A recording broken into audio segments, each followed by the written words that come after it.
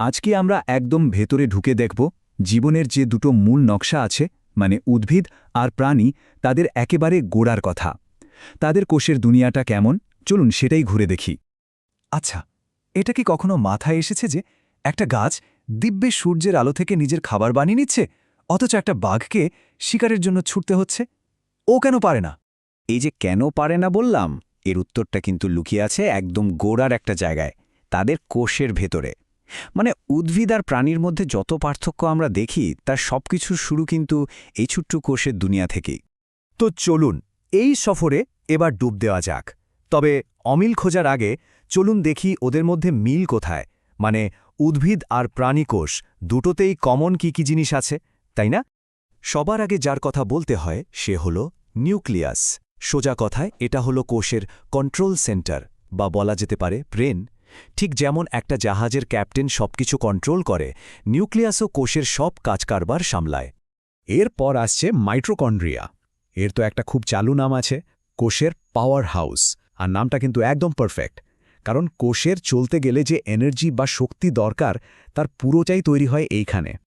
আচ্ছা, মিল তো দেখা হলো, এবার চলুন আসল জায়গায় যাই, মানে সেই জিনিসগুলো দেখি যা শুধু উদ্ভিদ কোষেই আছে। আর এই বিশেষ ব্যাপারগুলোই কিন্তু একটা উদ্ভিদকে উদ্ভিদ বানায়, আর তার জীবনটাকে প্রাণীদের থেকে একেবারে আলাদা করে দেয়। ভেতরে ঢোকার আগে আসুন এক ঝলকে দেখে নিই তিনটা মেন পার্থক্য। এগুলো হলো কোষ প্রাচীর, প্লাস্টিড আর কোষ গহ্বর। বিশ্বাস করুন, এই তিনটা জিনিসই উদ্ভিদকে তার আসল পরিচয়টা দিয়েছে। প্রথমেই আসি কোষ প্রাচীরের কথায়। এটা অনেকটা ইটের দেয়ালের মতো, যা উদ্ভিদ কোষকে একটা শক্তপোক্ত গঠন আর সুরক্ষা দেয়। আর আরেকটা দারুণ জিনিস হলো এই বিশাল কেন্দ্রীয় কোষ গহ্বরটা। এটা আসলে একটা পানির ট্যাঙ্কির মতো, যেটা পানি জমিয়ে রেখে গাছকে সোজা আর সতেজ থাকতে সাহায্য করে। এবার আমরা কথা বলবো সবচাইতে ইন্টারেস্টিং আর গুরুত্বপূর্ণ জিনিসটা নিয়ে, আর সেটা হলো প্লাস্টিড। সত্যি বলতে এই একটাই অঙ্গাণু আছে যা উদ্ভিদকে প্রাণীর থেকে একেবারে অন্য লেভেলে নিয়ে গেছে। আর সবচেয়ে বড় কথা কি জানেন, এই প্লাস্টিড কিন্তু শুধুই উদ্ভিদ কোষে পাওয়া যায়। প্রাণীদের মধ্যে এর কোনো অস্তিত্বই নেই। আর এর কাজও কিন্তু দারুণ। ১, খাবার বানানো; ২, খাবার জমিয়ে রাখা; আর ৩, পুরো উদ্ভিদ জগৎকে রঙে রঙে ভরিয়ে তোলা। এই প্লাস্টিড ফ্যামিলিতে মেম্বার আছে ৩ জন। প্রথমজন ক্লোরোপ্লাস্ট, সে হল উদ্ভিদের শেফ বা খাদ্য কারখানা। দ্বিতীয়জন ক্রোমোপ্লাস্ট, সে হল আর্টিস্ট, যে সব কিছু রঙিন করে তোলে।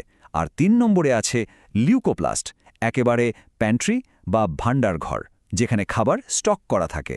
ভাবুন, ৩ ভাইয়ের ৩ রকম কিন্তু ভীষণ জরুরি কাজ। কিন্তু দাঁড়ান, একটা প্রশ্ন তো মাথায় আসতেই পারে, তাই না? বেশিরভাগ গাছের পাতা সবুজই বা কেন হয়? নীল বা লালও তো হতে পারত। এর কারণটা খুব সহজ কিন্তু দারুণ মজার। ওই যে ক্লোরোপ্লাস্টে কথা বললাম, ওর ভেতরে ক্লোরোফিল নামে একটা সবুজ রঙের পিগমেন্ট থাকে।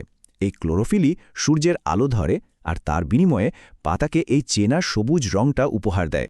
আর এই ক্লোরোপ্লাস্টই হল সেই ম্যাজিক্যাল জায়গাটা যেখানে ফটোসিনথেসিস বা সালোক সংশ্লেষণ হয়।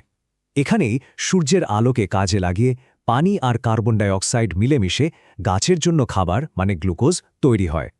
আর ঠিক এই কারণেই, মানে এই জাদুকরী প্রক্রিয়ার জন্যই গাছেরা সেলফ সাফিশিয়েন্ট। তারা নিজের খাবার নিজে বানাতে পারে। মনে আছে, একদম শুরুতে আমরা এই প্রশ্নটাই তো করেছিলাম। সবুজ রঙের গল্প তো হলো, কিন্তু বাকি রঙগুলো? এখানেই এন্ট্রি হয় ক্রোমোপ্লাস্টের। এর ভেতরে থাকে ক্যারোটিনয়েডের মতো সব পিগমেন্ট, যেগুলো ফুল আর ফলকে এত সুন্দর হলুদ, কমলা বা টকটকে লাল রং দেয়।